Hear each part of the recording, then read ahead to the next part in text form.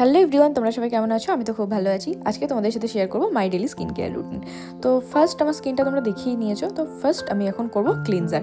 আমি যে ক্লিনজারটা ইউজ করি সেটা হচ্ছে প্লামের rice water niacinamide simple bright face wash. তোমরা তোমাদের চয়েস অনুযায়ী তোমরা একটা ক্লিনজার ইউজ করতে পারো।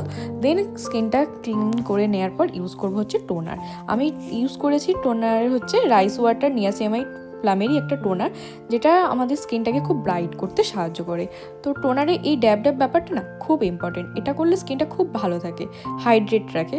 দেন ইউজ করেছি আমি 5% নিয়াসিয়ামাইড প্লামের এই ফেস সিরামটা। এটা আমার রিসেন্টলি খুব ফেভারিট সিরাম হয়েছে। আর এই সিরামটা ইউজ করার পর আমার স্কিন টেক্সচারটা অনেক ইমপ্রুভ হয়েছে, অনেক খুব সুন্দর। আমি গত 2 সপ্তাহ ধরে এই স্কিন কেয়ারটা ফলো করছি, যেটা আমি বেস্ট ভালো খুব রেজাল্ট পেয়েছি। তোমরা ইউজ করতে পারো। আমি কোনো ব্র্যান্ড প্রমোশন করছি না, বাট আমি এই প্রোডাক্টগুলো ইউজ করি, ভাবলাম তোমাদের সাথে শেয়ার করি। দেন যেহেতু আমরা রোদে বেরোই বা অনেক গরম এখন, তো সেহেতু আমরা সানস্ক্রিন ইউজ করবো। বাট আমি রাতে ইউজ করি হচ্ছে ময়শ্চারাইজার। প্লামেরই এই ময়শ্চারাইজারটা আমি ইউজ করি। আর সকালবেলা আমি হচ্ছে সানস্ক্রিন ইউজ করি, সেটা হচ্ছে প্লামের রাইস ওয়াটার নিয়াসিয়ামাইড হাইড্রোনিক সানস্ক্রিন, যেটা হচ্ছে SPF 40। তারপরে এই লিপ বামটা ইউজ করি আমি। লিপ বামটা হচ্ছে আমার রিসেন্টলি স্মেলটা এত সুন্দর লাগে না, পুরো বাবল গামের মতো, বেশ ভালো। আমি রাতেই ইউজ করি।